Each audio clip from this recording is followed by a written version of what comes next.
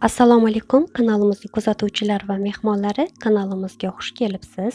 Bugungi video darsligimizda uyga kiyish uchun shtapel materialdan 48-razmerdagi ayollarimiz uchun mana shu suratdagi koketkali ko'ylagimizni qanday bichilishini sizlar bilan birgalikda o'rganamiz. Bu ko'ylagimiz lozimi bilan va yengi uzun qilib bichilganda 3 metr materialdan foydalandim.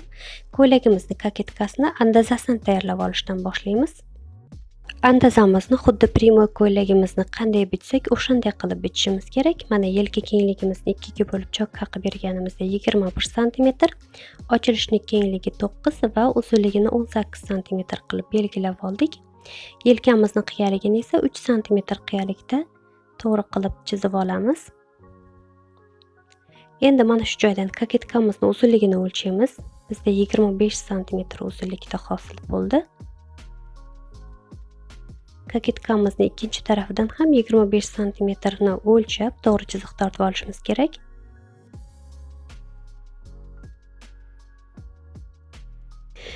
Koketkamizni mana bu chekkasidan yuqoriga 4 sm balandlikda ko'tarilib belgi qo'yamiz va shu belgidan koketkamizni o'rtasiga qaratib burchak holatida chiziq tortib olamiz. Agar koketkangiz yana ham qiyaroq, yana ham burchakroq bo'lishini xohlasangiz, 4 sm emas, 6-7 sm gacha yuqoriga ko'tarilishingiz mumkin. Endi mana shu joyda ochilishimiz va koketkamizni uzunligini o'rtasidagi masofa 9 sm hosil bo'ldi.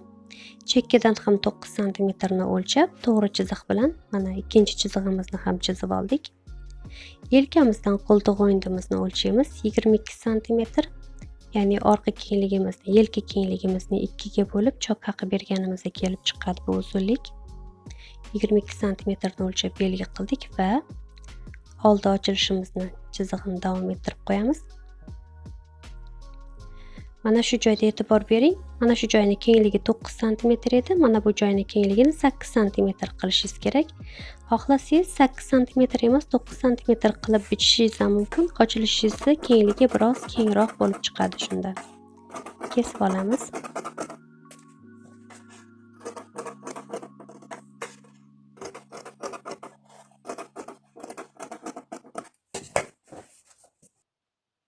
Ko'ylagimizni koketkasi uchun andazamizni tayyorlab oldik. Navbat ko'ylagimizni asosiy qismini bichishga.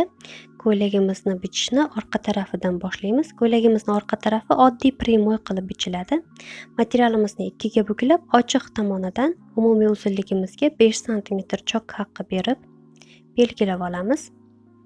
Bizda ko'ylagimizning uzunligi 112 sm, 5 sm chok haqqi bilan 117 sm bo'ldi. Yelka kengligimizni 2 ga bo'lib 3 sm chok haqqi berdim, chunki o'rtada chok borligini hisobga oldim. Ochilishimizning kengligiga ham 10 sm kirdim. 1 sm o'rtadan chokka kirsa 9 sm qolishini hisobladim. Chuqurligini to'g'ri 5 sm, yelkani qiyaligini esa 3 sm qiyalikda qilishimiz mumkin. Endi yelkadan ko'krak uzunligini o'lchaymiz. Bizda 24 sm. Va mana shu joydan ko'krak aylanamizni 4 ga bo'lib 3 sm chok haqqi berganimizda kenglikka 28 sm o'lchash kerak bo'ldi. Belgilab oldim. Yelkadan qo'ltiq o'yindimizni uzunligini o'lchab belgi qo'yamiz 22 sm. Chiroyli qilib proyma chizib olamiz. Endi yelkamizdan umumiy uzunligimiz tomonga o'lchab ko'ylagimizning etagini kengligini 40 sm kenglikda qilib belgiladik. Shu belgimizni proymamiz bilan birlashtirib, to'g'ri chiziq bilan chizib olamiz.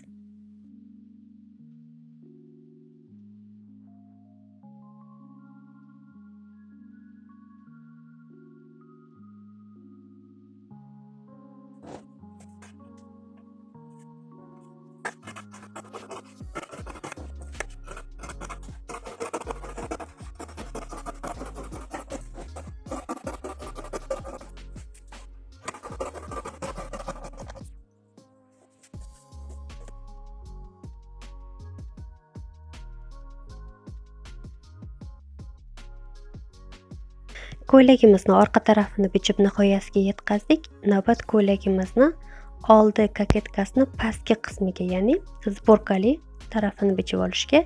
Buning uchun materialimizning kengligini 40 sm kenglikda qilib buklab oldim.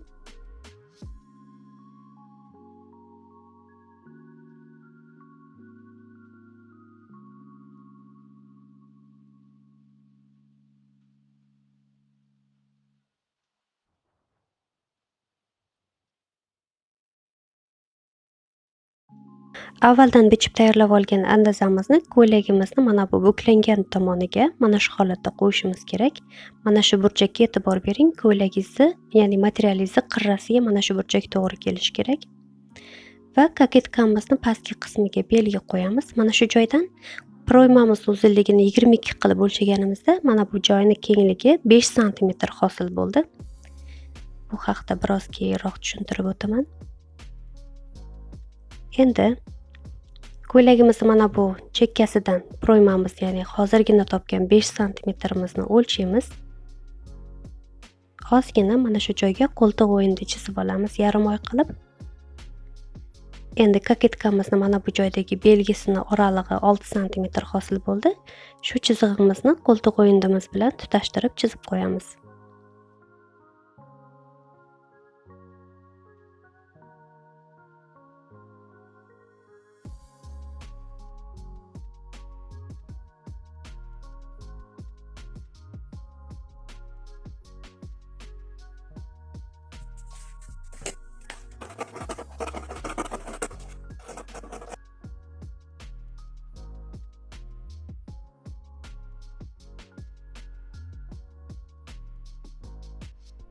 Ko'ylagimizning oldi tarafini umumiy uzunligini topish uchun koketkamizni mana shu holatda materialimizni chekkasiga qo'yamiz va yelkadan umumiy uzunligimizni o'lchab 5 sm chok haqqi berib chizib olamiz.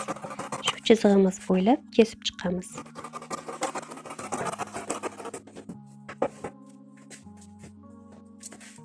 Navbatdagi qiladigan ishimiz avvaldan bichib olgan andazalarimizni matoyimizga bostirib kesib olishga.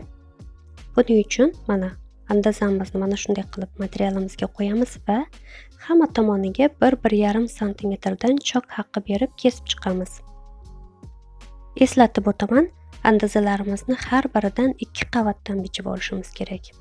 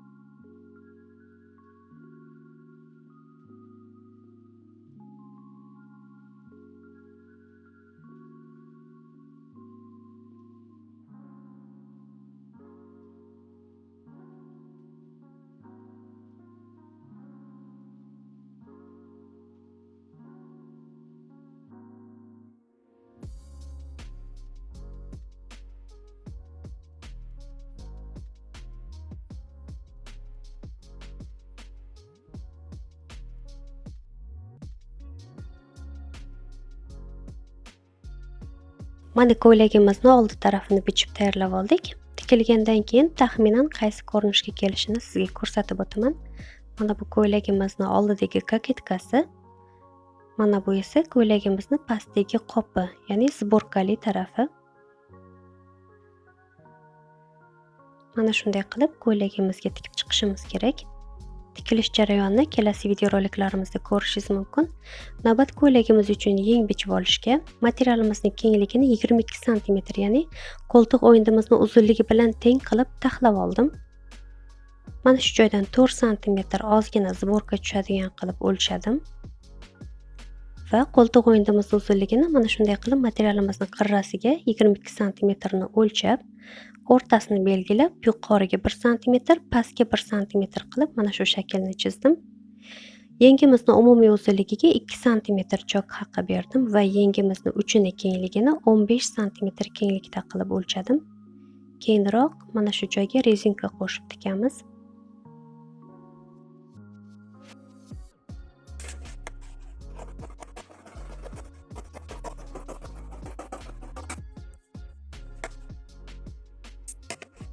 Mana ko'ylagimizni hamma detallarini bichib nihoyasiga yetkazdik. Tikilish jarayonini kelasi videoroliklarimizda kuzatishingiz mumkin.